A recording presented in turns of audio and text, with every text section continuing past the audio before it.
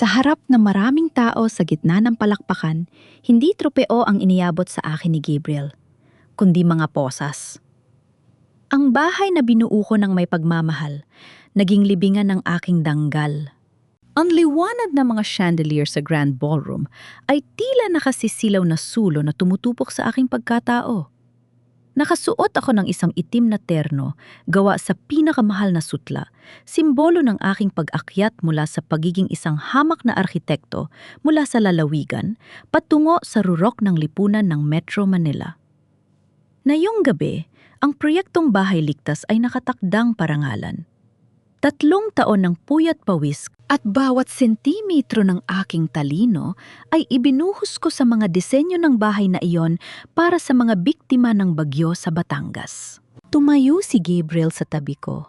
Ang kanyang kamay ay marahang nakapatong sa aking likuran. Siya ang aking asawa. Ang aking sandigan, ang lalaking pinagkatiwalaan ko, hindi lamang ng aking puso, kundi pati na rin ng aking mga pangarap. Numiti siya sa mga kamera. Ang kanyang mukha ay larawan ng isang mapagmataas na asawa. And now, anunsyo ng MC ang boses nito ay umalingaw-ngaw sa buong bulwagan. Para tanggapin ang Excellence in Social Architecture Award, ang mag-asawang Gabriel at Lara Villanueva. Humakbang ako pasulong handang abutin ang tropeo, ngunit laking gulat ko nang biglang lumayo si Gabriel. Ang init ng kanyang kamay sa aking likod ay napalitan ng malamig na ihip ng hangin. Mula sa gilid ng entablado, 4 na lalaking naka-uniforme ng PNP ang mabilis na lumapit. Hindi tropeo ang gumagsak sa akin mga palad. Sa halip, naramdaman ko ang magaspang at malamig na bakal na pumalibot sa aking mga pulso. Ang tunog ng latsak ng posas ay tila kulog na nagpatahimik sa buong ballroom. Lara Villanueva, you are under arrest for qualified theft and falsification of public documents, mariing sabi ng isang opisyal. Nanginig ang aking buong katawan. Tumingin ako kay Gabriel, naghahanap ng kaligtasan, naghahanap ng paliwanag. Gabriel, ano ito? Anong nangyayari? Ngunit ang lalaking nangako sa akin ng habang buhay ay hindi man lang tumingin sa aking mga mata. Humakbang siya palayo, direkta sa kinaroroonan ni Camille, ang punong abogado ng kanilang kumpanya. Nakita ko kung paano hinawakan ni Gabriel ang kamay ni Camille, isang hawak na igit pa sa propesyonal. May lungkot sa mukha ni Gabriel, ngunit ito ay isang peking lungkot, isang acting na pang best actor. I'm sorry, Lara Bose, as ni Gabriel sapat lang para marinig ko sa gitna ng katahimikan ng mga panauhin. Hindi ko akalain na magagawa mo kaming nakawan. Hindi ko akalain na ang ambisyon mo ang lalaman sa konsensya mo. Bago pa ako makasagot, umakyat sa podium ang aking biyenan si Don Emilio Villanueva. Ang kanyang boses na dati ay puno ng papuri sa akin sa harap ng publiko, ay tila naging lason na kumalat sa speaker. Mga kaibigan, mga kasama sa industriya, panimula ni Don Emilio, ang kanyang mukha ay tila pasan ang buong mundo sa bigat ng pagkadismaya. Napakasakit para sa aming pamilya ang matuklasan ng katotohanan ito. Ang aming condotter si Lara ay nabulag ng pera. Ginamit niya ang proyektong para sa mahihirap upang magbulsa ng pondo. Siya ang nag-utos na palitan ng mga materyales na mas murang klase na naglalagay sa panganib sa libu-libong pamilya sa Batangas. Hindi totoo yan? Sigaw ko, ang aking boses ay gumaralda sa takot at galit. Don Emilio, alam ninyo, kayo ang may hawak ng budget. Gabriel, sabihin mo sa kanila. Ngunit ang malaking screen sa likod ng entablado ay biglang nagbago. Hindi na ito mga larawan ng magagandang bahay. Isang email ang lumitaw. Ang aking pangalan ay malinaw na, nakasulat sa from field, at sa dulo nito ay ang aking digital signature. Ang nilalaman ng email ay isang detalyadong mungkahi kung paano titipid sa semento at bakal upang makakuha ng extra commission. Napasinghap ang mga tao. Ang mga flash ng kamera na kanina ay para sa parangal na yon ay tila mga kidlat na humuhusga sa akin. Ang bawat click ay tila pako na ibinabaon sa aking kabaong. Bakit may pirma ko riyan? Bulong ko sa sarili habang ang luha ay nagsisimulang pumatak sa aking pisingi. Bigla kong naalala ang gabi ilang buwan na ang nakakaraan, noong ang aking ina ay kailangang isugod sa ospital. Pagod na pagod ako at puno ng pag-aalala. Lumapit sa akin si Gabriel na may dalang mga dokumento. Hon, kailangan lang ito para sa clearance ng logistics. Pirmahan mga rito sa tablet ko para maasika. So ko na habang nasa ospital ka, sabi niya noon. Naniwala ako. Pinagkatiwalaan ko siya dahil asawa ko siya. Na yon ang tiwalang iyon ang siyang ginamit na patalim para saksakin ako sa likod. Dahil sa kanyang ginawa pagpapatuloy ni Don Emilio habang nakatingin sa mga news reporter, ang Villanueva Construction ay formal na pinuputol ang ugnayan kay Lara. At bilang asawa si Gabriel ay naghain na rin ng annulment.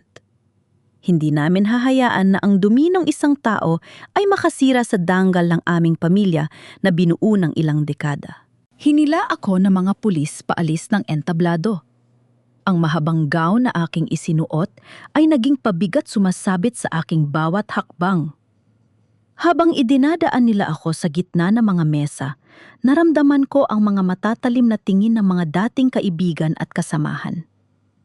Ang mga bulungan ay tila mga bubuyog na nanunuktok sa aking pandinig. "Gold digger," sabi ng isa. "Wala palang puso, pati mahihirap ninanakawan," sabi ng isa pa. Paglabas namin sa lobby ng hotel, hindi lamang mga reporter ang naghihintay. Doon sa kabila ng barikada ay ang ilang mga residente mula sa relocation site. Ang mga taong pinaglaanan ko ng aking buhay. Isang matandang babae ang lumapit, ang kanyang mukha ay puno ng pait. "Akala namin ililigtas mo kami sa baha. Yun pala, itatanim mo kami sa sementong may halo ng dumi." Sigaw niya bago ihagis sa akin ang isang plastik na puno ng putik. Tumama ang putik sa aking mukha, kumalat sa aking itim na terno, sumama sa aking mga luha. Sa sandaling yon, ang lamig ng bakal sa aking kamay ay hindi na masakit kumpara sa hapdi ng pagkakalunod sa hiya. Lumingon ako sa huling pagkakataon bago ako isakay sa loob ng mobile ng pulis. Sa itaas na balkonahe ng hotel, nakatayo si Gabriel at Camille. Hindi na malungkot si Gabriel. May hawak siyang baso ng champagne at ang kanyang titig sa akin ay puno ng tagumpay. Hindi lamang niya kinuha ang aking disenyo. Kinuha rin niya ang aking buhay, ang aking pangalan at ang aking kinabukasan upang ibigay sa anak na dinadala ni Camille. Isinara ang pinto ng sasakyan. Ang dilim sa loob ay tila isang babala. Ako si Lara Villanueva, isang arkitekto na marunong bumuo ng matitibay na pundasyon. Ngunit sa gabing ito, napagtanto ko na ang pinakamahirap palang gibain ay ang pundasyon ng isang kasinungalingang binuo ng taong pinakamamahal mo. Habang umaandar ang sasakyan palayo sa Marangyang Hotel, ang aking panginginig ay humupa at napalitan ng isang tuyong determinasyon. Kung ang kumpanya nila ang kumatay sa aking danggal, ang mga guho ng kanilang kasinungalingan ang siyang gagamitin ko upang itayo ang aking paghihigante. Ang bawat pader sa loob ng maliit at malamig na seldang ito ay tila bumubulong sa akin ng salitang taksil. Ang amoy ng ihi, kalawang at lumang semento ay humahalo sa halimuyak ng mamahaling pabango na nananatili pa rin sa aking sira-sirang gown. Kaninang madaling araw lang ako ang reyna ng entablado. Ngayon, isa na lamang akong nero sa talaan ng presinto. Naupo ako sa gilid ng matigas na sementong higaan yakap ang aking mga binti. Ang aking mamahaling terno ay may punit na salaylayan at ang mga diamanting palamuti rito ay tila mga nanunuya na mata. Ngunit hindi ang selda ang nagpapakipot sa aking dibdib, kundi ang bawat alaala ni Gabriel na tila mga balisong na humihiwa sa aking puso. Tumingin ako sa aking kaliwang kamay. Wala na roon ang aking singsing. Kinuha ito ng mga pulis bilang bahagi ng aking personal na kagamitan. Ngunit sa ilalim ng malamig na ilaw ng selda, kitang-kita ko pa rin ang puting marka sa aking daliri. Ang bahaging hindi na sinaga ng araw sa loob ng 5 taon naming pagsasama. Hinatap ko ang markam iyon. Hindi na ito simbolo ng sumpaan. Para itong isang peklat ng pagkaalipin. Isang marka na nagpapaalala sa akin kung gaano ako naging bulag. Pinagkatiwalaan ko ang lalaking binuo ang kanyang imperyo sa ibabaw ng aking mga pangarap. At nayon, ako ang ginawa niyang panambak sa mga butas ng kanyang kasinungalingan. Narinig ko ang kalansing na mga susi. Bumukas ang rehas at pumasok ang isang babaeng ang tindig ay tila laging handa sa digmaan. Si Camille. Maayos ang kanyang buhok. Walang gusot ang kanyang puting blazer. At ang kanyang mga mata ay puno ng mapanuyang awa. Inilapag niya ang isang folder sa tabi ko. "You look terrible, Lara." Panimula niya ang boses ay malambot ngunit may talim. Sabi ni Gabriel, dalhan daw kita ng pagkain, pero sa tingin ko, wala kang gana. Anong kailangan mo, Camille? Tanong ko, hindi tumitingin sa kanya. Narito ka ba para ipamuka sa akin na nakuha mo na ang asawa ko o para siguraduhin na hindi na ako makakalabas dito? Tumawa siya ng bahagya, isang tunog na tila pagkiskis ng kristal. I'm here as the company's counsel, Lara, at bilang kaibigan na rin. Payam-liga lang pirmahan mo na ang confession na ito. If you cooperate, Don Emilio might lower the charges. Baka ilang taon lang makalabas ka rin. Pero kung lalaban ka siguraduhin namin mabubulo ka rito. Humarap ako sa kanya. Ang galit ay muling nag-alab sa aking dibdib. Confession para sa asalan ng kayo ang gumawa, Camille. Alam nating dalawa na si Don Emilio ang nag-utos na palitan ang mga bakal. At si Gabriel ang kumuha ng pirma ko. Evidence says otherwise, dear. Kinuha niya ang isang tablet at ipinakita ang email. Ang digital footprint ay hindi nagsisinungaling. Ang IP address ay mula sa laptop mo. Ang oras ay noong nasa ospital ka. Sino ang maniniwala sa isang arkitekto na nabaon sa utang dahil sa pagpapagamot ng ina kaya nagnakaw sa sariling kumpanya? It's a perfect story for the tabloids. Lara Villanueva, the greedy architect. Lumapit siya sa akin, bumulong na tila isang ahas. Isuko mo na ang laban. Gabriel is happy now. He's finally free from your provincial dramas. Don't make it harder for everyone. Hindi ako susuko. Mariin kong sabi ang boses ay gumaralgal ngunit may paninindigan. Dahil kapag gumuho ang mga bahay na yon, Camille, hindi ang pirma ko ang hahanapin ng mga biktima. Ang katotohanan ang lalabas. Nagkipit balikat siya at tumayo. Suit yourself. Oh, by the way, your bail has been posted. Someone was desperate enough to save you. Kumunot ang noo ko. Bail milyon ang itinakda ng korte. Sino ang may ganong pera? Paglabas ko ng presinto, makalipas ang ilang oras ang sikat ng araw, ay tila sumasampal sa aking muka. Doon sa kabilang panig ng kalsada, nakatayo ang aking matandang abogado at kaibigan ng aking ama, si Ate Jose. Sa tabi niya ay ang aking ina si Aling Rosa na tila tumanda ng 10 taon sa loob lamang ng isang gabi. Nay! Tumakbo ako at yumakap sa kanya. Amoy, araw at amoy, kusina siya ang amoy ng kaligtasan. Nay, sorry po. Sorry sa lahat ng ito. Hush, Lara. Ang mahalaga ay nakalabas ka. Bulong niya habang hinahaplos ang aking buhok. Ngunit naramdaman ko ang panginginig ng kanyang mga kamay. Tumingin ako kay Ate Jose. Attorney, saan po galing ang pambayad sa bail? Hindi ba't na-freeze ang lahat ng accounts ko? Umiwas ng tingin si Ate Jose. Pagkatapos ay tumingin kay nanay. Isang mabigat na katahimikan ang namayani sa pagitan namin. Nay, ano pong ginawa ninyo? Kaba ang lumamon sa aking dibdib. Lara? Panimula ni nanay, pilit na pinapatatag ang boses. Ang ancestral house natin sa Batangas at ang maliit na lupang iniwan ng tatay mo, isinanla ko kay Don Emilio. Tila tumigil ang pag-ikot ng mundo ko. Ano? Isinanla ninyo kay Don Emilio, Nay? Alam ninyong siya ang may gawa nito sa akin? Bakit sa kanya? Siya lang ang nag-alok na mabilis na cash, anak. Paliwanag ni Ate Jose. Wala nang ibang bangko ang tatanggap sa inyo dahil sa kaso mo. Don Emilio sent a representative this morning. It was the only way to get you out. Napahawak ako sa aking ulo. Isang napakasamang biro. Pinalabas ako ni Don Emilio sa kulungan gamit ang sarili namin bahay bilang pain. Hindi ito tulong, ito ay isang kadena. Ngayon, hindi lamang ang aking pangalan ang nakataya, kundi pati ang tanging alaala ng aking ama. May kondisyon ang Sanla Lara, dagdag ni Ate Jose, ang boses ay puno ng babala. Kapag hindi ka nakapagbayad sa loob ng 3 buwan o kapag napatunayan kang guilty sa korte, otomatikong mapupunta ang titulo sa mga Villanueva. At sa laki ng interes na hiningi nila, tila balak nilang kunin ang lahat sa inyo. Tumingala ako sa langit, pinipigilan ang pagtulo ng luha. Narinig ko ang mahinang tawag ng isang kartero sa di kalayuan.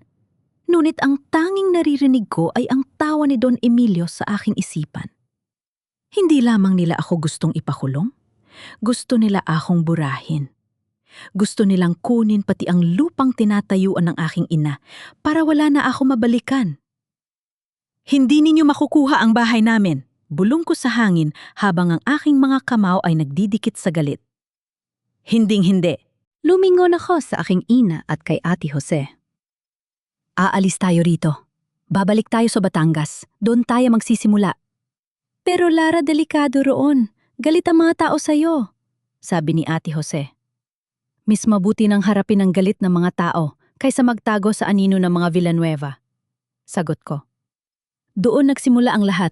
At doon ko rin tatapusin. Habang naglalakad kami patungo sa lumang sasakyan ni Ate Jose, isang itim na SUV ang huminto sa tapat namin. Bumaba ang bintana at lumitaw ang mukha ni Gabriel. Nakasuot siya ng sunglasses, ngunit bakas ang ngisi sa kanyang mga labi. "Welcome back to reality, Lara," sabi niya. "Sana magustuhan mo ang pananatili sa probinsya. Balita ko mainit doon sa panahong ito." Hindi ako sumagot. Tinitigan ko lang siya ng direkta sa mga mata hanggang sa siya ang unang umiwas at mabilis na pinaandar ang sasakyan palayo. Ang laban ay nagsisimula pa lang. At sa pagkakataong ito, hindi na ako ang arkitekto na sumusunod sa plano ng iba. Ako na ang gagawa ng sarili kong blueprint, isang blueprint para sa kanilang pagbagsak.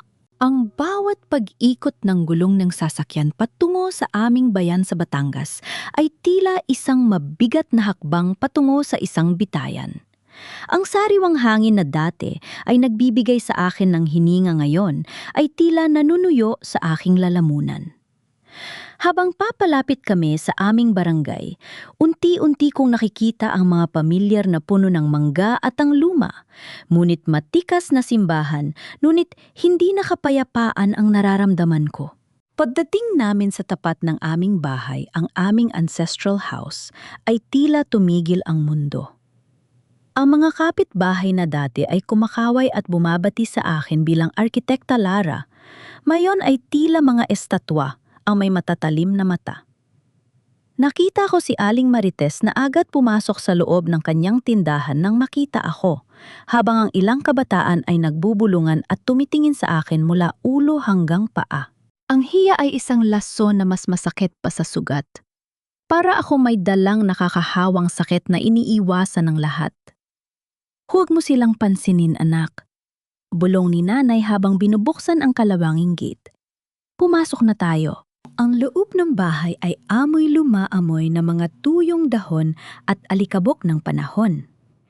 Ngunit sa kabila ng dumi ito ang aking kanlungan. Hinawakan ko ang posting kahoy na gawa sa Nara ang pundasyong itinayo ng aking ama. Ngunit sa bawat haplos ko, naalala ko na ang posting ito, ang bubong na ito ay hindi na amin. Hawak na ito ni Don Emilio sa pamamagitan ng isang pirasong papel. "Magpahinga ka muna, Lara. Ipagluluto kita ng paborito mong sinigang," sabi ni nanay.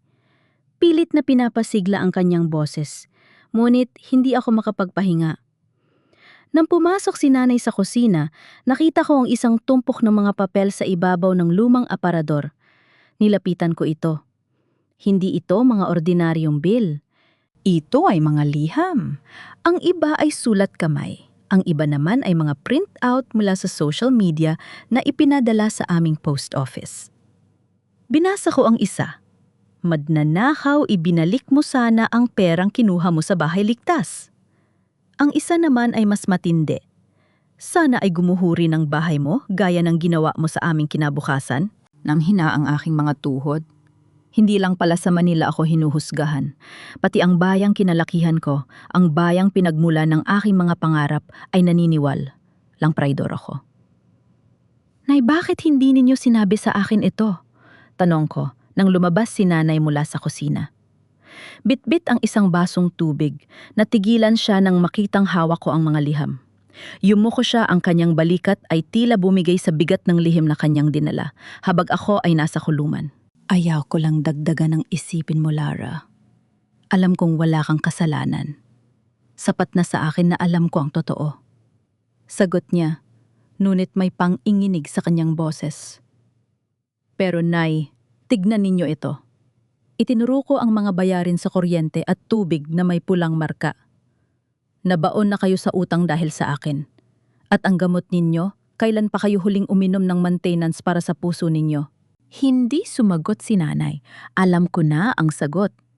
Itinigil niya ang sariling gamutan para may maipadala sa akin sa Manila para may pambayad sa abogado at para mapanatili ang bahay na ito kahit pansamantala.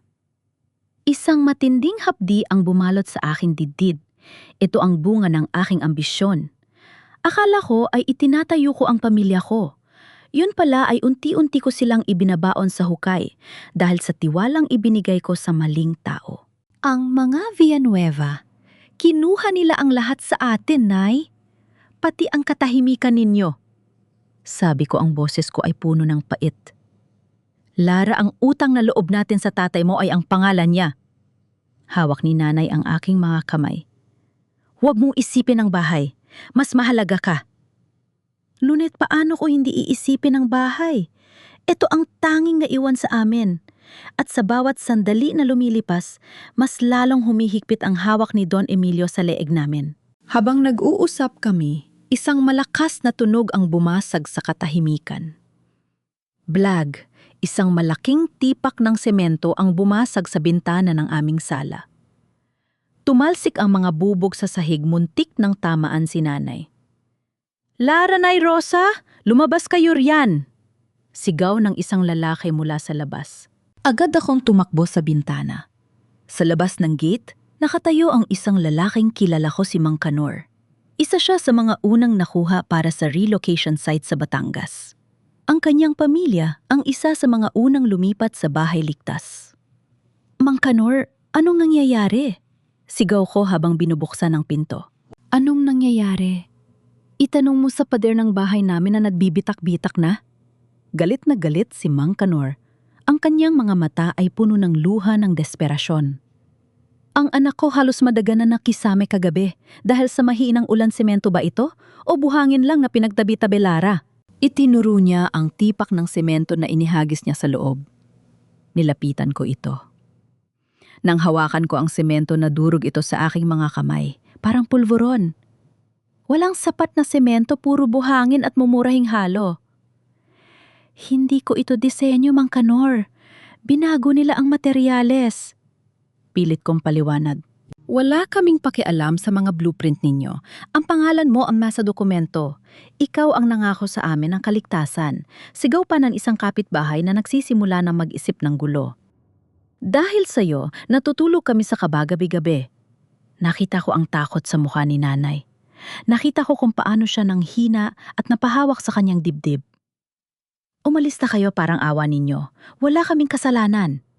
Sigaw ni nanay, ngunit ang kanyang boses ay tila hangin lang sa gitna ng galit ng mga tao. Hinding-hindi kami titigil hanggat hindi mo ibinabalik ang ninakaw mo, Lara.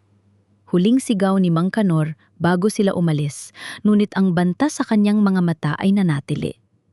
Naiwan akong nakatayo sa gitna ng mga bubog at nadurog na semento. Tiningnan ko ang tipak ng bahay ligtas sa aking palad. Ito ang ebidensya ng kataksilan ni Gabriel, at ito rin ang ebidensya na hindi ako maaaring magtago lang dito sa loob ng bahay. Nay, okay lang po kayo? Dinaluhan ko si nanay na hirap ng huminga. Lara, Ang mga tao, totoo ba, Mama? Matay ba sila sa mga bahay na yon? Tanong ni nanay, ang kanyang boses ay puno ng takot. Tumingin ako sa labas sa madilim na langit na tila nagbabadya ng ulan. Hindi ko hahayaang mangyari yon, Nay. Kung kailangang ako mismo ang magbungkal ng mga pader na yon para ipakita ang dumi nila, gagawin ko. Sa gabing iyon, habang ang ulan ay nagsisimulang pumatak sa aming bubong, hindi ako natulog. Inilabas ko ang aking mga lumang sketchpad at lapis. Hindi na ako gagawa ng mga pangarap na bahay. Ngayon, gagawa ako ng plano para sa isang digmaan. Ang bawat bitak sa bahay ni Mang Kanor ay isang hudyat. Isang hudyat na ang dambuhalang Villanueva ay may mahinang bahagi at ako lang ang nakakaalam kung nasaan yon. Hindi sapat ang maupo lamang at umiyak sa gitna ng mga bubog sa aming lumang sala. Habang tinitignan ko ang aking ina na nahihimbing dahil sa pagod at takot, alam kong kailangan kong harapin ang arkitekto ng lahat ng ito.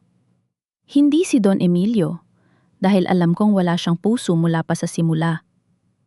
Kailangan kong harapin ang lalaking nagbigay sa akin ng singsing, ang lalaking bumulong sa akin ng tiwala, habang hawak ang patalim na itinarak niya sa aking likod.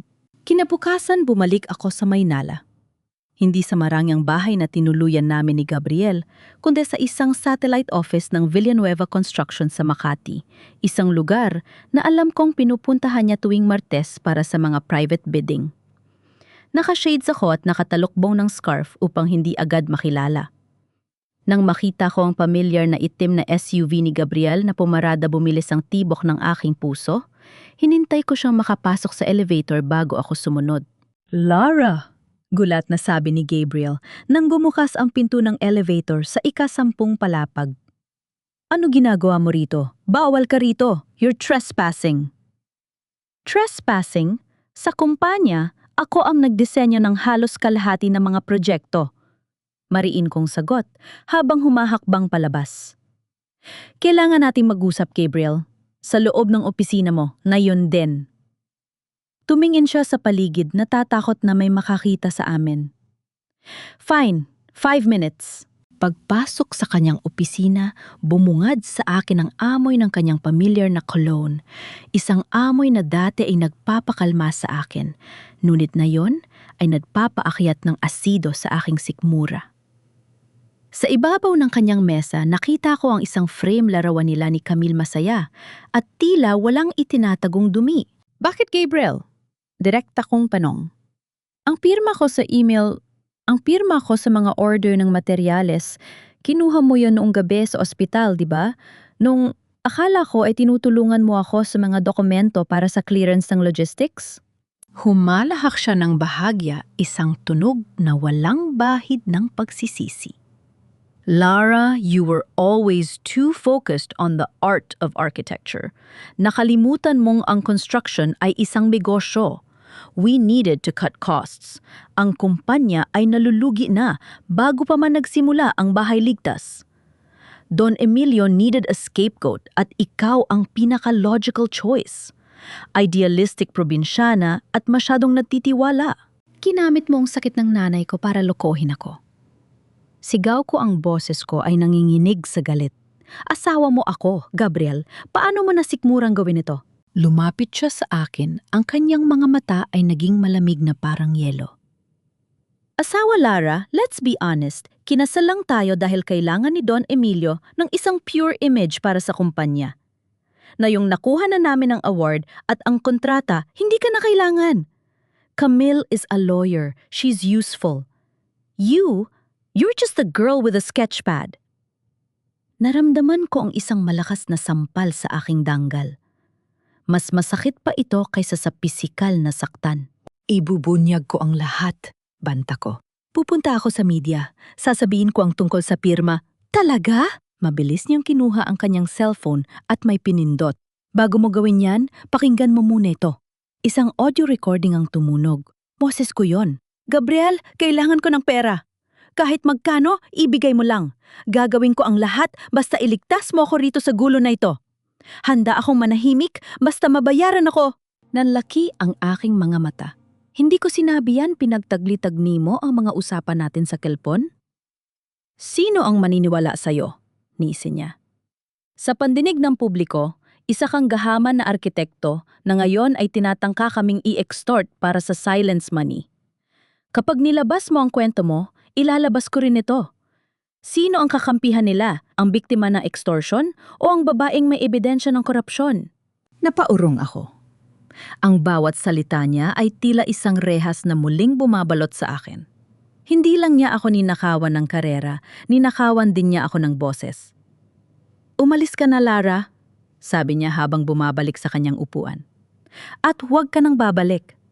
Be thankful na pinayagan ka pa ni Don Emilio na manatili sa bahay ninyo sa Batangas, kahit na technically amin na yon. Lalabas na sana ako nang biglang bumukas ang pinto. Pumasok si Camille may dalang kape.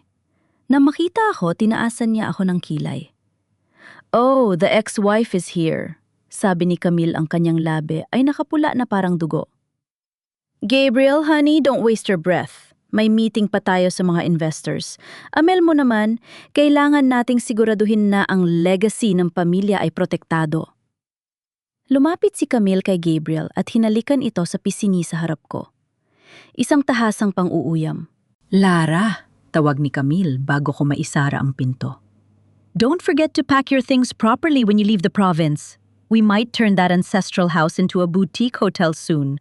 Sayang naman ang view, di ba? Lumabas ako ng opisina na tila lumulutang sa hangin. Ang bawat hakbang ko sa lobby ng gusaling yon ay puno ng put. Ngunit sa gitna ng aking pagkakadurog, isang bagay ang luminaw sa akin. Si Gabriel ay hindi lamang isang taksil. Isa siyang mamamatay tao, pinatay niya ang babaeng nagmahal sa kanya. At sa abo ng babaeng yon, may isang bagong Lara na isinisilang. Pagbaba ko sa ground floor, nakita ko ang isang matandang janitor na naglilinis ng salamin. Tumingin siya sa akin. Marahil ay napansin ang aking gulugulong hitsura. Ayos lang kayo, ma'am? Tanong niya. Tumingin ako sa aking refleksyon sa salamin. Puno ng luha, ngunit may apoy sa mga mata. Ayos lang ako, sagot ko. Nayon lang ako naging ayos. Hindi ko kailangan ng confession ni Gabriel. Hindi ko kailangan ng awa niya. Ang bawat bitak sa kanyang plano, ang bawat kayabangan ni Camille, iyon ang gagamitin kong materyales. Kung gusto nila ng gulo, ibibigay ko sa kanila ang isang trahedya yang hindi nila malilimutan. Ngunit bago yon, kailangan kong bumalik sa Batangas. Dahil doon sa gitna ng mga bitak-bitak na pader ng bahay ligtas, matatagpuan ko ang tanging bagay na hindi kayang i-edit o pekein ni Gabriel. Ang katotohanan na nakabaon sa semento. Ang ulan ay hindi naawit ng kalikasan para sa akin. Ngayon, ang bawat patak nito sa bubong ng aming ancestral house ay tila tunog ng isang orasan, isang countdown patungo sa isang trahed, yang ako ang sisisihin ng buong mundo. Nakatayo ako sa binta at tinitignan ang madilim na langit ng Batangas. Sa di kalayuan, natatanaw ko ang mga ilaw mula sa relocation site ng Bahay Ligtas. Isang proyekto na binuo ko ng may pangarap, ngunit itinayo ng mga Villanueva ng may kasakiman. Lara, anak? Kumain ka na, tawag ni nanay mula sa kusina. Ang kanyang boses ay mahina, bakas ang pagod at ang takot na baka anumang oras ay may batong muling bumagsak sa aming bintana. Busog pa po ako, nay, pagsisinungaling ko. Ang totoo, ang bawat subo ng pagkain ay tila nagiging buhain sa aking bibig sa tuwing naalala ko ang mga bitak sa bahay ni Mang Kanor. Kinuha ko ang aking lumang cellphone, isang burner phone na binili ko sa palengke para hindi ako matrace ni Camille. Isang mensahe ang pumasok. Galing ito sa isang hindi kilalang numero, ngunit alam ko kung sino ang nagpadala. Isa itong batang residente sa site na palihim kong tinulungan noon sa kanyang pag-aaral. Kalakip ng mensahe ang 3 larawan. Nanlamig ang aking mga kamay habang pinalalaki ang mga litrato. Hindi ito simpleng bitak sa palitada. Ang mga lamat ay hugis diagonal at matatagpuan sa mga sulok ng bintana at pintuan. Bilang isang arkitekto, alam ko kung ano ang ibig sabihin yon. Structural failure. Ang pundasyon ay hindi kinakaya ang bigat ng bahay. Ang sementong ginamit ay kulang sa curing at ang bakal na nasa loob ay hindi sapat para pigilan ang paggalaw ng lupa. Inilabas ko ang aking orihinal na blueprint, ang bersyong hindi pa nadudumihan ng kamay ni Gabriel. Inilatag ko ito sa sahig at itinabi ang mga litrato. Doon ko nakita ang katotohanang mas masakit pa sa sampal. Ayang sa aking kalkulasyon, tinapyas nila ng halos 40%, 40% ang kapal ng pundasyon at ang dami ng bakal. Ang kumpanyang dapat ay nagbibigay ng proteksyon sa mahihirap ay sadyang gumagawa ng mga kabaong na semento. Diyos ko, bulong ko habang hinahaplos ang blueprint. Gabriel, anong ginawa mo? Naalala ko ang sinabi niya sa opisina. We needed to cut costs. Ngunit hindi ito pagtitipid. Ito ay masakher na naghihintay mangyari. Ang mga bahay na ito ay hindi tatagal sa isang malakas na lindol o kahit sa isang matinding bagyo. At sa panahong ito, ang Pilipinas ay laging binibisita ng mga kalamidad. Biglang bumukas ang pinto ng sala. Pumasok si nanay may dalang baso ng gatas. Nakita niya ang mga blueprint sa sahig at ang mga litrato sa cellphone ko. Lara, anak, huwag mo na itong ituloy. Pakiusap ni nanay, ang kanyang mga mata ay puno ng luha. Hayaan mo na sila. Mas mahalaga ang buhay mo. Kapag nalaman ni Don Emilio na nag-iimbestiga ka pa, baka hindi na lang bahay ang kunin nila sa atin. Nay, hindi ito tungkol sa bahay natin. Tumayo ako at hinawakan ang kanyang nanginginig na mga kamay. May mga bata sa relocation site. May mga matatanda na gaya ninyo. Kapag bumagsak ang mga pader na yon, ako ang sisisihin nila dahil ang pangalan ko ang nasa plano. Pero ang mas masakit ni, alam ko ang totoo pero nanatili akong tahimik. Hindi ko kayang mabuhay na may dalang ganong bigat sa konsensya. Pero paano ang kaligtasan mo? Tanong ni nanay. Ang katotohanan ang magliligtas sa akin, nay. Pero kailangan ko ng igit pa sa litrato. Kailangan ko ng mga dokumento mula sa loob ng kumpanya. Kailangan ko ang delivery logs ng bakal at semento noon panahong yon. Alam ko kung nasaan ang mga dokumentong yon. Hindi yon inilalagay sa main office sa Makati. Ang mga maruming records ay nasa bodega ng lumang planta ng mga Villanueva sa labas ng lungsod. Isang lugar na kabisado ko dahil doon kami madalas pumunta ni Gabriel nung bago pa lang kaming kasal. Ngunit bago ako makakilos, narinig namin ang malakas na busina sa labas ng gate. Isang puting kotse ang huminto. Hindi ito sasakyan ni Gabriel. Bumaba ang isang lalaking nakabarong may dalang folder. Siya ang sheriff mula sa korte kasama ang isang kinatawan ni Don Emilio. Magandang gabi, ma'am, sabi ng lalaki nang lumabas kami ni nanay sa veranda. Narito po kami para iserve ang notice to vacate. Ayon sa kasunduan ng sanla, dahil sa hindi niya pagbabayad ng unang installment at ang lumalabas na ebidensya sa kaso ninyo, ang ari-ariang ito ay pormal ng kukunin ng Villanueva Development Corporation. Ano pero may 3 buwan pa kaming palugit? Sigaw ko. May acceleration clause po ang kontratang nilagdaan ninyo, ma'am. Sagot ng kinatawa ni Don Emilio na may mapanuyang ngiti. Anumang aksyon na maglalagay sa panganib sa reputasyon ng kreditor ay sapat na dahilan para sa agarang foreclosure. At ang pagbabalik ninyo rito sa probinsya at ang kaguluhan sa gate ninyo nung nakaraang araw ay itinuturing na panganib. Nang hina si nanay at napasandal sa post, ang huling kanlungan namin ay kinukuha na sa amin sa loob ng ilang araw. Eto na ba ang huling babala, Lara? Tila naririnig ko ang boses ni Don Emilio sa aking pandinig. Manahimik ka o mawawalan ka ng lupa. Tumingin ako sa sheriff, pagkatapos ay sa madilim na relocation site sa malayo. Ang bawat lamat sa pader ng bahay ligtas ay tila sumisigaw ng katarungan.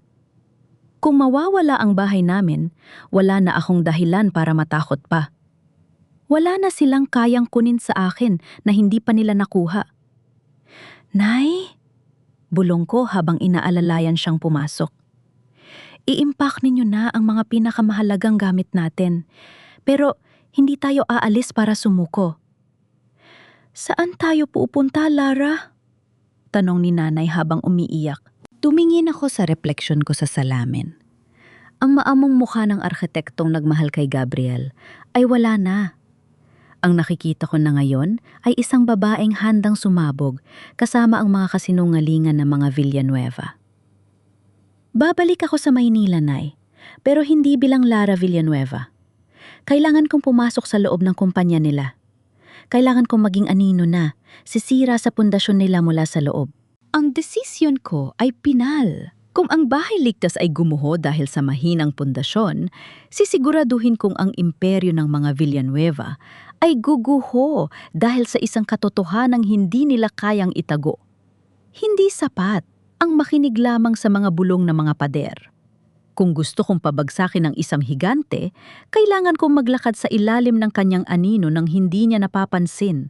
Nagsuot ako ng maluwag na maong, isang kupas na t-shirt at isang sombrerong halos tumakip na sa aking mga mata. Nilagyan ko rin ng uling ang aking mga kuko at braso para magmukhang sanay sa dumi ng lansangan. Sa ilalim ng aking balat, kayo ako na ngayon si Luz, isang volunteer na nagnanais tumulong sa mga bata sa relocation site. Pagpasok ko sa tarangkahan ng bahay ligtas, sinalubong ako ng amoy ng tuyong semento at alikabok. Ang ingay ng mga makinarya ay tila musika ng kapahamakan. Nakita ko ang mga residente, mga pamilyang puno ng pag-asa, na lumipat dito hindi alam na ang kanilang mga bagong tahanan ay tila mga baraha na madaling itumba ng hangin. Luz, tulungan mo kami rito sa paglilista ng mga gamit para sa feeding program? Tawag ng isang nanay. Opo, Aling Nena. Susunod na po ako. Sagot ko pilit na iniiba ang tono ng aking boses habang nagkukunwaring abala sa mga papel, ang aking mga mata ay nakatuon sa isang nakabukas na bodega sa gilid ng Phase 2. Doon nakatambak ang mga bakal na gagamitin para sa huling batch ng mga bahay. Nang masiguro kong walang nakatingin, dahan-dahan akong lumapit. Kinabahan ako. Ang bawat tibok ng puso ko ay tila naririnig ng buong mundo. Kinuha ko ang aking cellphone at mabilis na kinuha ang litrato ng mga rebars o bakal. Doon ko nakita ang tatak grade 33. Sa orihinal kong disenyo ang kinakailangan ay grade 60 para masiguradong kaya nitong labanan ng lindol. Ang grade 33 ay hamak na mas mura at mas mahina ito ay pandikit lamang, hindi pundasyon. Biglang tumahimik ang paligid. Narinig ko ang tunog ng isang mamahaling sasakyan na pumarada sa malapit. Mabilis akong nagtago sa likod ng mga sako ng semento. Mula sa aking pinagtataguan, nakita ko si Gabriel. Bumaba siya ng sasakyan, naka-Amerikana at may suot na puting hard hat. Sa likod niya ay si Camille na tila modelo naglalakad sa gitna ng dumi. Make sure na mabilis ang progress dito, utos ni Gabriel sa foreman. Don Emilio wants the ribbon cutting by next week. Kailangan nating ipakita sa mga investors na efficient tayo. Sir, medyo manipis po ang halo ng semento sa batch 4. Baka po magreklamo ang mga nakatira. Simula ng foreman. Hayaan mo sila magreklamo. Puton ni Camille ang boses ay puno ng katarayan. Bibigyan natin sila ng libreng pintura at kaunting grocery pack, tatahimik na ang mga yan. Ang mahalaga, ma-release ang balance ng budget bago matapos ang buwan. Hinaplos ni Gabriel ang likod ni Camille. Huwag kang mag-alala, honey. Kapag natapos ito, wala nang makakaalala kay Lara. Ang bahay ligtas ay magiging simbolo ng ating tagumpay. Nanggigil ako sa aking kinatatayuan.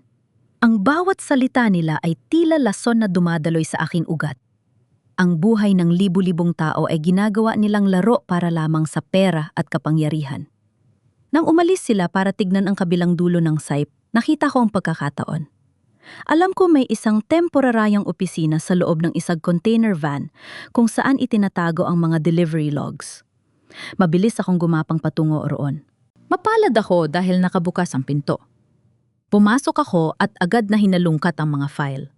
Sa ilalim ng isang tumpok ng mga resibo, nahanap ko ang aking ginto, ang Material Discrepancy Log. Ito ang listahan ng mga materyales na in-order ni Lara Villanueva, ang peke laban sa mga materyales na aktwal na dumating sa site. Kitang-kita ang pagkakaiba. Ang pirang ibinayad ay para sa dekalidad na bakal na ngunit ang dumating ay ang mumurahing klase. Ang sobrang pera ay napupunta sa isang account na may pangalang CV Legal Services kay Camille. Nakuha ko rin kayo? Bulong ko habang kinukuhanan ng litrato ang bawat pahina. Ngunit bago ko matapos ang huling pahina, nakarinig ako ng yabag sa labas. Papalapit ang tunog ng mga takong. Camille. Wait, Gabriel. Iwan ko lang ang bag ko sa opisina, sabi ni Camille mula sa labas. Nanlamig ang aking buong katawan. Wala nang ibang labasan. Ang bintana ay maliit at may rehas. Mabilis akong sumiksik sa ilalim ng mesa sa gitna ng mga lumang blueprint at kahon. Bumukas ang pinto. Naamoy ko ang matapang na halimuyak ng kanyang pabango. Nakita ko ang kanyang mga sapatos na prato na dahan-dahang lumalakad patungo sa kinaroroonan ko. Huminto siya mismo sa tapat ng mesa. Yumuko si Camille para ayusin ang kanyang sintas. Sa sandaling yun, ang aming mga mata ay halos magkatapat na. Napahinto siya. Ang kanyang nanlilisik na mga mata ay tila nakakita ng isang multo. Sino ka? Tanong niya, ang boses ay puno ng pagduda. Hindi ako nakagalaw. Ang aking hininga ay tila tumigil. Dahan-dahan niyang inabot ang aking sombrero at bigla itong hinablot. Lara! Gulat at galit na sigaw ni Camille. Ang kanyang mukha ay biglang nagbago mula sa pagtataka patungo sa isang mapanuyang ngiti. So, ang ex-wife ay naging isang daga na nagtatago sa ilalim ng mesa? How pathetic. Tumayo ako, kinalimutan na ang aking balat kayo. Ang pathetic ay ang taong kumikita mula sa panganib ng ibang tao, Camille. Alam ko na ang lahat. Hawak ko na ang ebidensya ng pagnanakaw ninyo. Tumawa siya ng malakas isang tunog na nagpatawag sa pansin ni Gabriel mula sa labas. Ebidensya dito sa loob ng property namin, Lara. You just committed a crime. And this time, sisiguraduhin kong hindi ka lang sa presinto dadalhin. Pumasok si Gabriel sa loob, ang kanyang mukha ay namumutla nang makita ako. Lara, anong ginagawa mo rito? Gabriel, tumawag ka ng security, utos ni Camille habang nakatingin sa akin ng may tagumpay. Hulihin ang magnanakaw na ito. At habang naghihintay, bakit hindi natin ipakita sa kanya ang totoo niyang kalagayan? Hinawakan ako ni Gabriel sa braso. Ang kanyang hawak ay mahigpit at masakit. Ngunit bago nila ako mailabas, lumapit si Camille sa akin at bumunong sa aking tainga sapat lang para marinig ko. Mag-ingat ka sa bawat hakbang mo, Lara. Dahil hindi lang ang mga bahay na ito ang guguho. Sisiguraduhin kong pati ang nanay mo ay masasama sa pagbagsak mo. Dinala ako ng security guard paalis, ngunit ang aking kamay ay mahigpit na nakakuyom sa aking cellphone na nasa loob ng bulsa. Maaaring nahuli nila ako, ngunit ang bining itinanim ko sa loob ng bodega ay handa ng sumabog.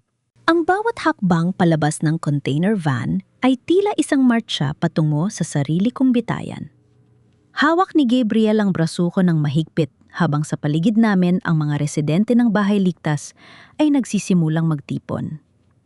Nakita ko ang mga muka ni na Aling Nena at Mang Kanor, ang mga taong nakuha ko na sana ang tiwala ngayon ay muling puno ng pagduda at pait nang makita akong huli ng security. Bitawan mo ako, Gabriel. Sigaw ko pilit na nagpupumiglas. Manahimik ka, Lara. Wala ka na sa posisyon para magutos? Bulyaw niya. Ngunit nakita ko sa kanyang mga mata ang kislap ng takot. Takot na baka may nakita nga ako.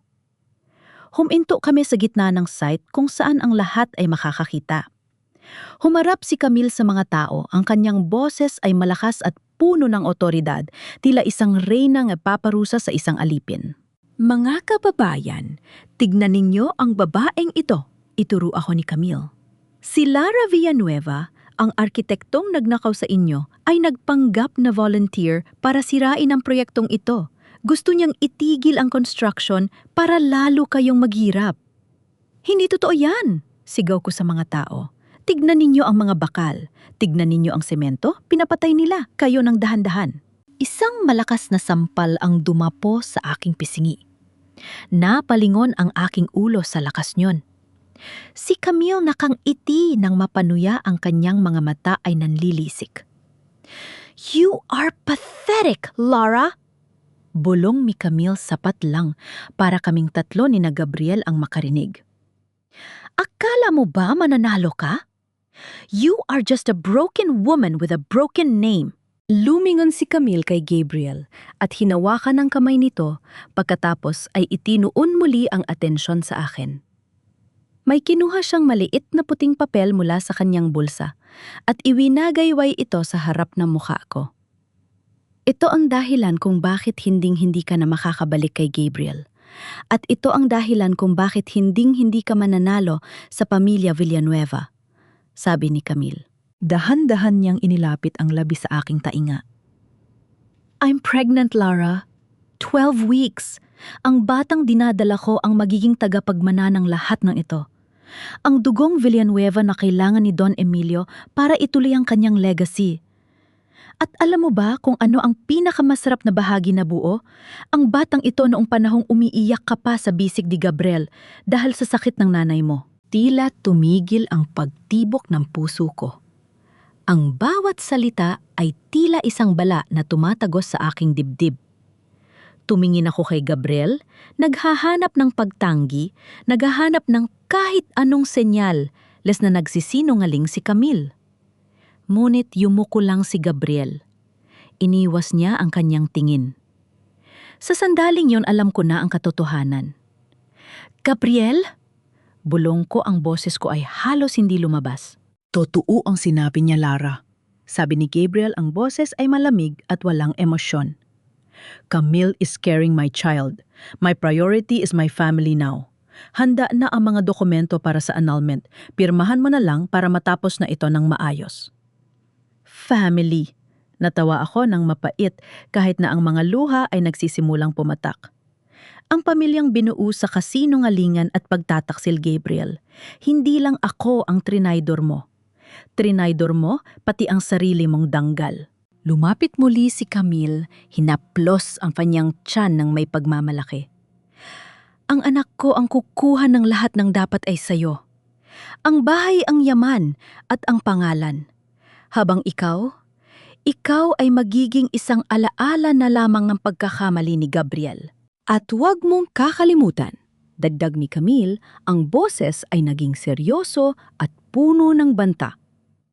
"Hawak ni Don Emilio ang titulo ng ancestral house ninyo. Isang salita ko lang, bukas na bukas din itatapon ang nanay mong may sakit sa kalsada. Doon siya mamamatay sa dumi, gaya ng nararapat sa inyo." Naramdaman ko ang matinding galit na tila bulkang taal na handang sumabog. Ngunit alam kong hindi ito ang oras para mag-amok. Kailangan kong maging matalino. "Palabasin niyo na siya," utos ni Camille sa security. "At siguraduhin ninyong hindi na siya makakatapak muli sa property na ito. Kung ayaw mong mabulok ang nanay mo sa lansangan, Lara, maglaho ka na." Itinulak ako ng security guard palabas ng site.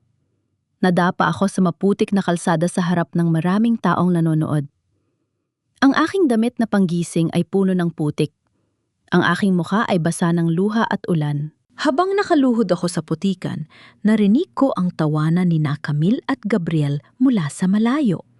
Ang bawat tawa nila ay tila pako na ibinabaon sa aking puso. Ngunit sa ilalim ng aking katawan, naramdaman ko ang matigas na bagay sa aking bulsa. Ang aking cellphone. Hindi nila ito nakuha. Ang mga litrato ng material as ang material discrepancy log, lahat ay narito pa rin. Tuminggala ako sa langit hinayaang hugasan ng ulan ng putik sa aking mukha. Ang sakit na nararamdaman ko ngayon ay hindi na magiging dahilan ng aking pagluha. Ito na ang magiging gasolina ng aking galit. "Sige, Camille," bulong ko sa gitna ng buhos ng ulan. "Ipagdiwang mo ang tagumpay mo. Ipagdiwang mo ang batang gagamitin mo para sa pera. Ngunit tandaan mo ito, ang isang bahay na itinayo sa ibabaw ng luha ng isang ina at nakaw na yaman ay hinding-hindi makakatayo ng matagal." Tumayo ako ng may panibagong lakas. Ang Lara na marunong magmahal at magpatawad ay tuluyan ng namatay sa putikang yon. Ang Lara na natira ay ang arkitektong nakakaalam kung paano gibain ang bawat pader ng kasinungalingan ng mga Villanueva. Ang bawat hakbang pabalik sa aming ancestral house ay tila paglakad sa ilalim ng dagat, mabigat, malamig at tila hindi ako makahinga. Ang putik sa aking damit ay natuyo na, ngunit ang pait sa aking lalamunan ay nananatiling sariwa. Sa tuwing ipikit ko ang aking mga mata, nakikita ko ang mapanuyang ngiti ni Camille at ang pagyuko ni Gabriel. Isang anak, isang tagapagmana. Ang huling piraso ng aking puso ay tuluyan ng nadurog sa balitang yon. Pagpasok ko sa pinto, bumungad sa akin ang amoy ng nilagang luya at luma, ngunit malinis na tahanan. Nakita ko si Nanay Rosa na nakaupo sa kanyang tinitingkang upuan, hawak ang isang rosaryo. Ngunit ang kanyang mukha ay maputla at ang bawat paghinga niya ay may kasamang huni. Isang senyales na bumabalik ang kanyang hika dahil sa stress. Lara? Diyos ko anak, anong nangyari sa'yo? Patakbong lumapit si Nanay sa akin kahit na nanginginig ang kanyang mga tuhod. Nayakap ko siya ng mahigpit. Ang aking mga luha na pilit kong pinigilan sa harap ni na Camille ay biglang bumuhos na tila baha. Nay, pagod na po ako. Gusto ko na pong tumigil. Anong sinasabi mo anak, halika? Magpalit ka muna ng damit. Inakay niya ako patungo sa aking silid. Habang pinupunasan ko ang aking katawan, bawat galaw ko ay may kasamang sakit. Hindi lang ang sampal ni Camille ang masakit. Ang bawat banta niya ay tila mga anino na nakapalibot sa aming bahay. Naupo ako sa tabi ni Nanay sa kama. Naibuntis si Camille. Si Gabriel ang ama. Bulong ko. Sabi nila kukunin na nila ang bahay na ito bukas. Nay, ayoko po kayong makitang nasa kalsada. Handa na po akong pirmahan ng annulment.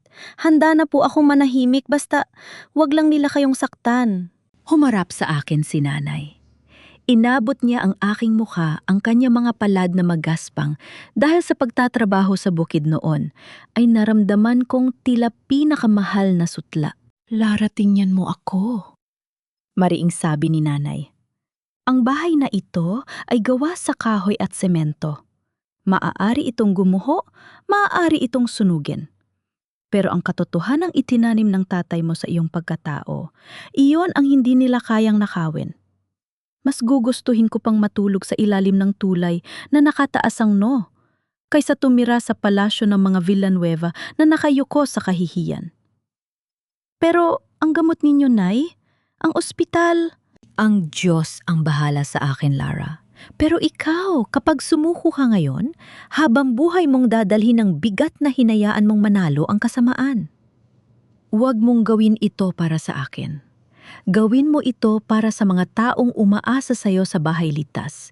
Gawin mo ito para sa danggal mo. Sa sandaling yon, ang aking desperasyon ay napalitan ng isang kakaibang katahimikan. Ang golden moment na ito, kasama ang aking ina ang nagpaalala sa akin kung bakit ako naging arkitekto. Hindi para yumaman, kundi para magbigay ng masisilungan. Kinuha ko ang aking cellphone mula sa bulsa. Binuksan ko ang mga litrato ng mga bitak sa bahay ligtas. Ang aking ina ay tama. Ang bahay namin ay maaari mawala. Pero ang bawat buhay na nakataya sa proyektong yon ay hindi ko maaari ipagpalit sa sarili kong katahimikan. Biglang tumunog ang lumang radyo sa ibabaw ng mesa. Ang boses ng announcer ay puno ng kaba. Ulitin natin ang babala mula sa pag-asa. Ang super typhoon Malakas ay lalong lumakas at inaasahang maglalandfall sa lalawigan ng Batangas mamayang madaling araw. Ito ay may dalang napakalakas na hangin at ulan na maairing magdulot ng flash floods at storm surges. Pinapayuhan ang lahat na lumikas na patungo sa mga evacuation centers. Nanlamig ako. Tumingin ako sa bintana. Ang langit ay kulay ube at ang hangin ay nagsisimula ng humaging na parang isang galit na hayop. Ang mga bahay sa relocation site, bulong ko. Lara, bakit? Tanong ni Nanay. na hindi kakayanin ng mga bahay doon ng ganitong klaseng bagyo. Ang mga pundasyon, ang mga pader, semento at buhangin lang ang makakasama. Walang sapat na bakal. Naalala ko ang mukha ng mga bata sa site. Naalala ko ang mayabang ng ngiti ni Don Emilio na nag-uutos ng ribbon cutting sa susunod na linggo. Wala silang pakialam kung may mamatay basta makuha ang pera. Kailangan kong pumunta roon, Nay. Kailangan ko silang babalaan. Sabi ko habang mabilis na isinusuot ang aking kapot. Delikado, Lara. Napakalakas na ng hangin. Nay, ito na ang huling pagkakataon ko para protektahan sila. Kung hindi ako kikilos na yon, ang dugo nila ay mapupunta sa mga kamay ko. Hinalikan ko si Nanay Sano. Mag-ingat po kayo rito. Magtago po kayo sa ilalim ng matibay na mesa kapag lumakas ang hangin. Lumabas ako ng bahay sa gitna ng nagnangalit na kalikasan. Ang bawat hagupit ng hangin ay tila boses ni na Gabriel at Camille na pumipikil sa akin, ngunit ang boses ng aking ina at ang tawag ng aking tungkuli inang mas matimbang. Sa malayo nakita ko ang kidlat na nagbibigay liwanag sa relocation site. Ang bahay ligtas ay nakatayo roon tila isang malaking bitag na naghihintay na isara ang kanyang mga pader sa libu-libong pamilya. Isang karera ito laban sa oras, isang karera laban sa bagyo, at higit sa lahat isang karera para patunayan na ang pundasyon ng isang tao ay hindi nasusukat sa semento kundi sa tibay ng kanyang paninindigan sa gitna ng unos. Ang langit ay wala ng kulay kundi itim, at ang hangin ay hindi na lamang umiihip, ito ay umaangal na tila isang dambuhalang hayop na naghahanap ng mabibiktima. Ang bawat hagupit ng ulan ay tila mga karayom na tumutusok sa aking balat habang tinatahak ko ang maputik na daan patungo sa Phase 1 ng Bahay Ligtas. Lumabas kayo, Mang Kanor, Aling Nena, kailangan ninyong lumikas. Sigaw ko, ngunit ang boses ko ay tila bulang lamang sa gitna ng dilubyo. Ang relocation site na dapat ay simbolo ng kaligtasan ay nagmumulang isang sementeryo sa ilalim ng kidlat. Nakita ko ang mga bahay, ang mga pader na ipinagmalaki ni Don Emilio ay nanginginig sa bawat bugso ng hangin. Ang mga yero ay lumalagutok tila anumang sandali ay lilipad na parang mga pamatay na talim. Nakarating ako sa tapat ng bahay ni Mang Kanor. Nakita ko sila sa loob, nagsisiksikan sa isang sulok yakap-yakap ang kanilang mga gamit. Lara, ano? Ginagawa mo rito? Gulat na sigaw ni Mang Kanor nang buksan niya ng bahagya ang pinto. Delikado sa labas. Mang Kanor, mas delikado rito sa loob. Sigaw ko habang itinuturo ang kisame. Ang pundasyon ng mga bahay na ito ay hindi tatagal. Tignan ninyo ang mga bita, lumalaki na sila. Sa liwanag ng kidlat, nakita ni Mang Kanor ang mahabang lamat na gumagapang sa pader ng kanilang sala. Ang semento ay tila humihinga unti-unting bumibigay sa bigat ng ulan. Diyos ko! Bulong ni Mang Kanor. Sabi ng mga guard, manatili lang daw kami rito dahil floodproof at windproof ang mga bahay na ito. Nagsisinungaling sila, sabi ko. Kailangan pumunta sa evacuation center sa itaas ng burol. Doon sa lumang simbahan. Nagsimulang maglabasan ang iba pang mga residente. Ang takot ay lumaganap na tila apoy. Ngunit nang makarating kami sa pangunahing tarangkahan ng site, tumambad sa amin ang isang malaking kadena at kandado. Ang mga security guard ay nakatayo sa kabila, suot ang kanilang mga makakapal na kapote.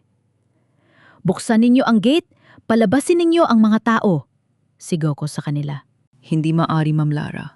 Sagot ng head guard. Utos ni Don Emilio at Ate Camille walang lalabas. Magdudulot lang daw ito ng panic sa media. Ligtas daw ang mga bahay sa loob. Ligtas, tignan niyo yon. Ituro ko ang isang bahay sa dulo na ang veranda ay tuluyan ng humiwalay sa main structure. Mamamatay ang mga tao rito, buksan ninyo. Ito kung ayaw ninyo makasuhan ng mass murder. Ngunit nanatiling matigas ang mga guard. Alam kong takot din sila kay Don Emilio o baka nabayaran na sila ng malaki para manahimik. Sa gitna ng kaguluhan, isang itim na SUV ang huminto sa likod ng gate sa loob ng property.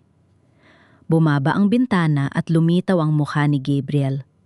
Sa tabi niya ay si Camille, nakasuot ng headset tila may kinakausap sa telpo. "Gabriel, buksan mo ang gate?" Pagsusumamo ko. "Maawa ka sa mga bata. Ang proyektong ito, bibigay na ito." Tumingin sa akin si Gabriel. Nakita ko ang pag-aalinlangan sa kanyang mga mata, ang huling bahagi ng kanyang pagkatao na dati kong minahal. Ngunit hinawakan ni Camille ang kanyang braso at may ibinulong. "Lara, bumalik na kayo sa mga bahay ninyo." Sigaw ni Gabriel sa megaphone mula sa loob ng sasakyan. "Ang paglikas ninyo ang maglalagay sa inyo sa panganib. Ang kumpanya ang mananagot sa anumang pinsala, pero sa ngayon, stay put." "Walang hiya ka, Gabriel," sigaw ni Mang Kanor habang hinahampas ang rehas ng gate. Tumingin ako sa paligid. Nakita ko ang isang mabigat na habeng crowbar na naiwan sa gilid ng isang construction shed. Hindi na ako nag-isip. Tumakbo ako at kinuha ito. "Lara, anong gagawin mo?" tanong ni Aling Nena. Hindi ako sumagot.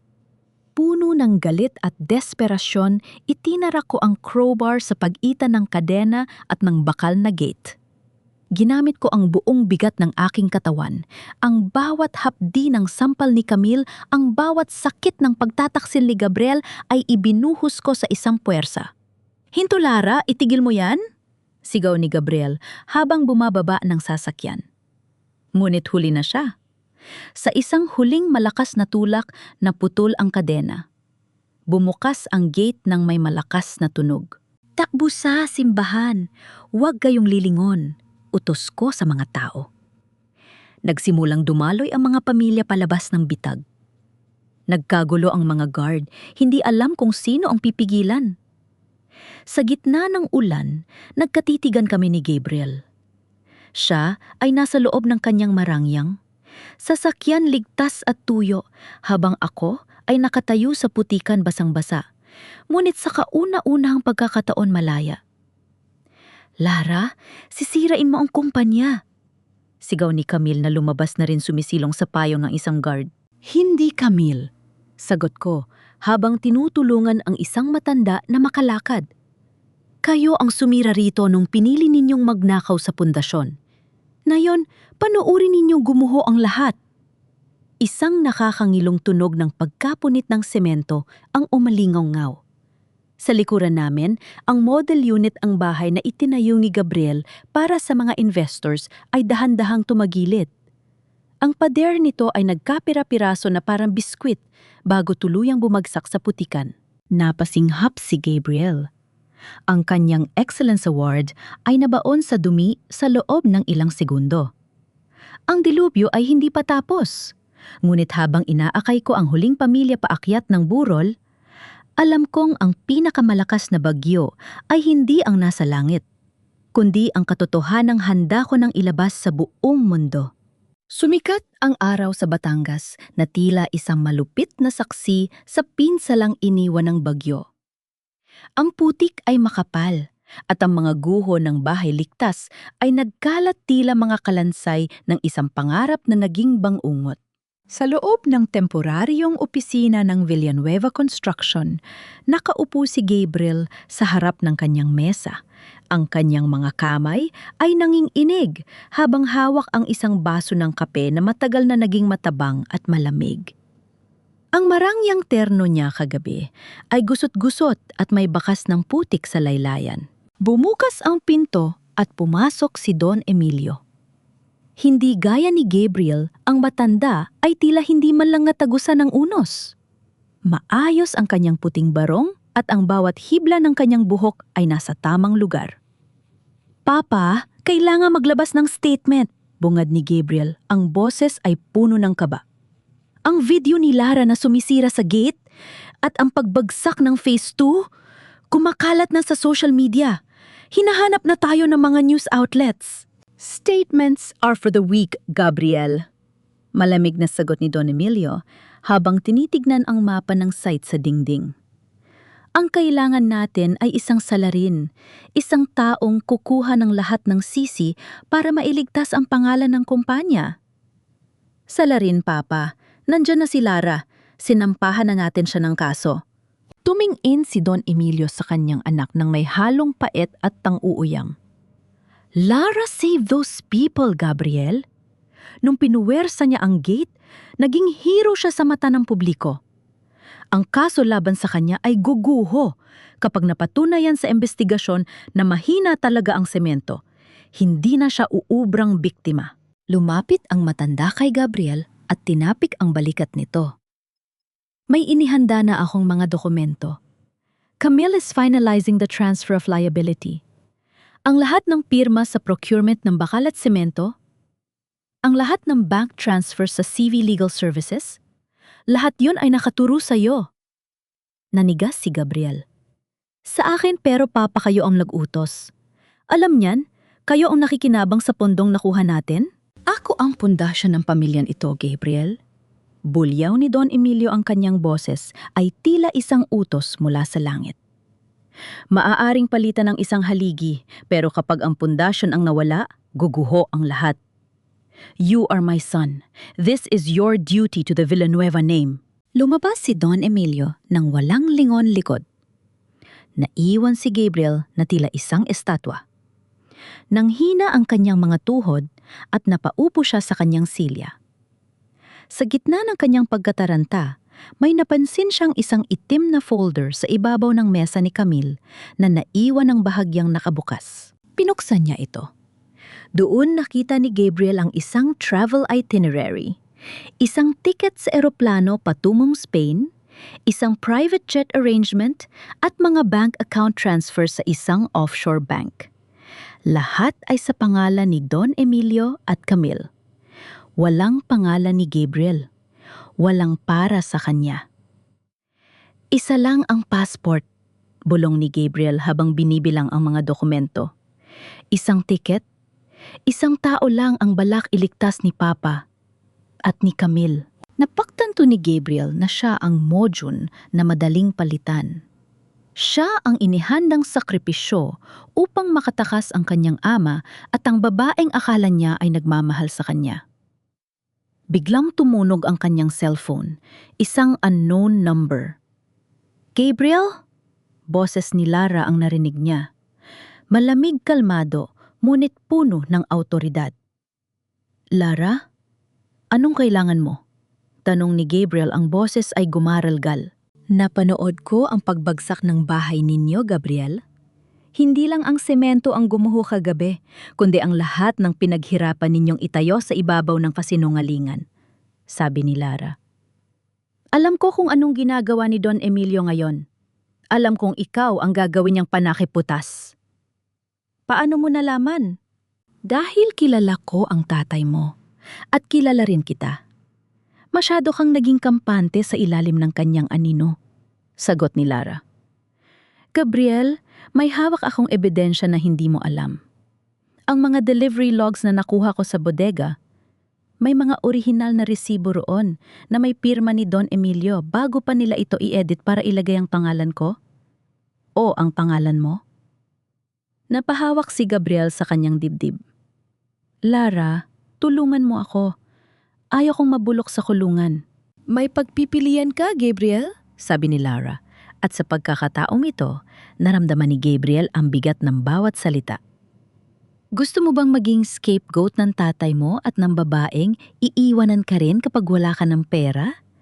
Or gusto mong maging tao sa huling pagkakataon? Anong ibig mong sabihin? Ang hearing ay bukas na. Ibigay mo sa akin ang access sa main server ng kumpanya. Ibigay mo sa akin ang mga private ledger na itinatago ni Don Emilio sa vault ng opisina niyo sa Makati. Kung gagawin mo yon, baka gumaan ang parusa mo. Hindi kita mapapatawad, Gabriel.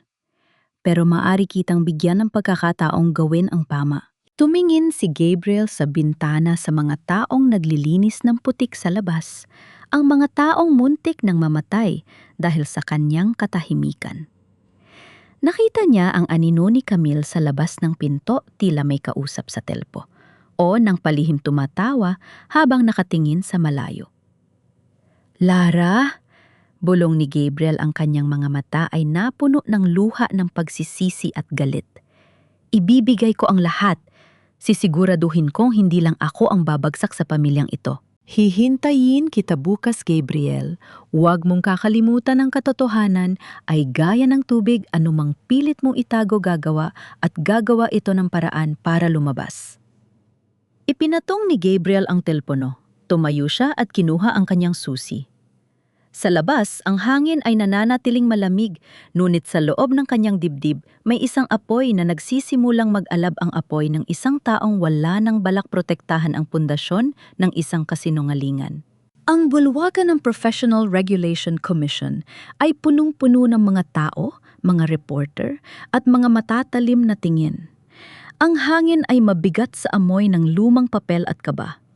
Sa gitna ng silid, nakaupo si Don Emilio Villanueva, tila isang hari na nakaluklok sa kanyang trono, walang bakas ng pag-aalinlangan sa kanyang muka. Sa tabi niya ay si Camille, na sa bawat galaw ay ipinapakita ang kanyang lumalaking tiyan, tila ginagamit itong kalasag laban sa anumang akusasyon. Nang pumasok ako, tumigil ang lahat ng bulungan. Hindi na ako ang babaeng nakasuot ng punit na gown at puno ng putik. Nakasuot ako ng isang simpleng puting blazer, ang aking buhok ay nakapusod ng maayos, at ang aking mga mata ay nakatuon lamang sa katarungan. Simula na ang pagdinig, mariing sabi ng chairman ng Board of Architects.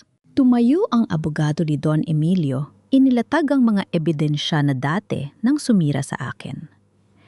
Members of the board, narito ang mga email, ang mga bank transfer at ang digital signature ni Ms. Lara Villanueva.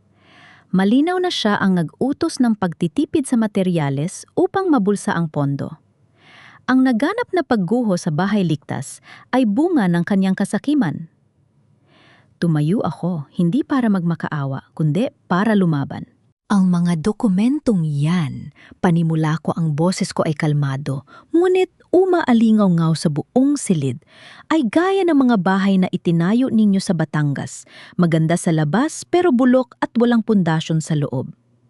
Hindi dokumento ang nagsisinungaling, kundi ang mga taong gumawa nito. "Huwag ka nang gumawa ng eksena, Lara," sigaw ni Camille mula sa kanyang upuan. "Ang ebidensya ay hindi nagsisinungaling." "Tama ka, Camille," hinarap ko siya. "Kaya naman hindi ako magpapakita ng mga dokumentong madaling i-edit sa computer. Magpapakita ako ng ebidensyang nakabaon mismo sa loob ng mga guho." Naglabas ako ng isang maliit na transparent box. Sa loob nito ay may isang piraso ng bakal at isang tipak ng semento mula sa gumuhong Phase 2. Members of the board, bago ako tinanggal sa kumpanya, may ginawa akong isang bagay na hindi alam ni Don Emilio at ni Gabriel. Bilang isang arkitekto, tungkulin kong protektahan ng aking disenyo. Kaya naman palihim akong nag-utos sa factory ng rebars na i-laser etch ang bawat batch ng bakal na in-order ko ng mga unique serial codes. At sa bawat pagbuhos ng semento, naglagay ako ng maliliit na ceramic microtags na may selyo ng aking lisensya. Napansin ko ang biglang pagpait ng mukha ni Don Emilio. Bahagyang nanginig ang kanyang hawak na bastun. "Kung ang bakal na narito sa harap ninyo ay ang dekalidad na bakal na binayaran ng gobyerno at nakasulat sa orihinal kong procurement list, dapat ay may makikita tayong LV60 na code sa ilalim ng mikroskopyo. Pero tignan ninyo." Inilagay ng isang technical assistant ang bakal sa ilalim ng scanner. Lumitaw ang imahe sa malaking screen. Ang bakal ay walang marka. Ito ay grade 33 na bakal, ang mumurahing klase na hindi kailanman dumaan sa aking pagsusuri. Ang ibig sabihin nito, pagpatuloy ko, ang mga materyales na ginamit ay pinalitan pagkatapos akong paalisin sa site. Sino ang may kontrol sa procurement nung panahong yon? Sino ang nakinabang sa sobrang pondo na hindi ibinayad sa tamang kalidad ng bakal? "Kasinungalingan!" sigaw ni Don Emilio, tumayo siya nang nanginginig sa galit. "Inimbento mo lang ang mga codes na yan? Sinisiraan mo ang pamilya ko." "Hindi lang yan, Chairman," wika ko habang tinititigan si Don Emilio. "May isa pa akong ebidensya. Hiniling ko sa board ang isang forensic audit sa mga bank accounts ng CV Legal Services. Ang kumpanyang ito ang tumatanggap ng mga consultancy fees mula sa budget ng Bahay Ligtas. At sino ang may-ari ng account na ito? Si Camille Valeriano. Natahimik ang buong bulwagan. Si Camille ay napasandal sa kanyang upuan, ang kanyang mukha ay nawalan ng kulay. Ang kanyang anak, na ginagawa niyang alas, ay hindi na makakaprotect sa kanya ngayon. Wala kayong patunay na alam ko ang tungkol sa material. Sigaw ni Camille pilit na nagtatapang-tapangan. Si Lara ang may hawak ng logistics noon. Actually, isang boses mula sa likuran ang bumasag sa katahimikan. Mayroon kaming patunay. Bumukas ang malaking pinto ng bulwagan. Pumasok si Gabriel. Hindi na siya ang mapagmataas na tagapagmana. Mukha siyang taong galing sa impyerno puyat, may mga luhang tuyo na sa pisingi, ngunit may dalang isang itim na folder at isang maliit na digital vault. Gabriel! Gulat na sabi ni Camille. Anong ginagawa mo rito? Ginagawa ko ang tama, Camille. Sabi ni Gabriel, hindi tumitingin sa kanya kundi sa akin. Ang kanyang tingin ay puno ng pagsisisi, isang paghingi ng tawad na alam niyang hindi ko kailanman ibibigay, ngunit kailangan niyang gawin. Inilapag ni Gabriel ang folder sa mesa ng board. Narito ang orihinal na ledger ng pamilya Villanueva. Dito nakatala ang tunay na halaga ng kinita ni na Papa at Camille mula sa pagkat ng costs sa Bahay Ligtas. At narito rin ang mga voice recordings ni Don Emilio na nag-uutos sa mga supplier na pekein ang mga resibo para ipangalan kay Lara. Gabriel anak, anong ginagawa mo? Sigaw ni Don Emilio, ang kanyang boses ay naging paos sa galit at takot. Sinusuka mo ang sarili mong dugo? Kinasuklaaman ko ang sarili ko nung hinayaan kong sirain ninyo si Lara, Papa. Sagot ni Gabriel, ang kanyang boses ay nanginginig. Akala ko ay pinoprotektahan ko ang legacy natin. Pero nung nalaman kong balak ninyo akong iwanan at gawing taya habang kayo ni Camille ay tatakas patungong Spain, doon ko napagtanto na wala kayong legacy kundi kasakiman. Naglabas si Gabriel ng isang video mula sa kanyang phone at ipinakita sa board. Video ito ng CCTV sa loob ng opisina ni Don Emilio kagabi, kung saan malinaw na maririnig ang pag-uusap ni na Don Emilio at Camille tungkol sa pag-alis at pag-iwan kay Gabriel para harapin ang lahat ng kaso. Manggagamit ka, Camille? Sigaw ni Gabriel. Humarap siya sa babaeng akala niya ay kasama niya. Ginamit mo ang bata sa sinapupunan mo para itali ako habang ninanakawan niya na pala ako ng ama ko. Nagkagulo ang mga reporter. Ang mga flash ng camera ay tila mga kidlat na tumatama kay Don Emilio at Camille. Ang House of Broken Vows ay tuluyan ng gumuho. Ang mga pader ng kasinungalingan na itinayo nila sa loob ng maraming taon ay nagkapira-piraso sa harap ng katotohanan. Ipinag-uutos ng board ang agarang pagsuspend sa lisensya ni Don Emilio Villanueva at ang pagpapakancel sa lahat ng kontrata ng Villanueva Construction, anunsyo ng chairman habang ipinupukpok ang martilyo. At inirerekomenda namin ang pagsasampa ng kasong plunder at reckless imprudence resulting in multiple attempted homicide laban sa inyo sa tulong ng ebidensya ni Mr. Gabriel Villanueva at Miss Lara Villanueva. Napaupo si Don Emilio, ang kanyang baston ay nalaglag sa sahig.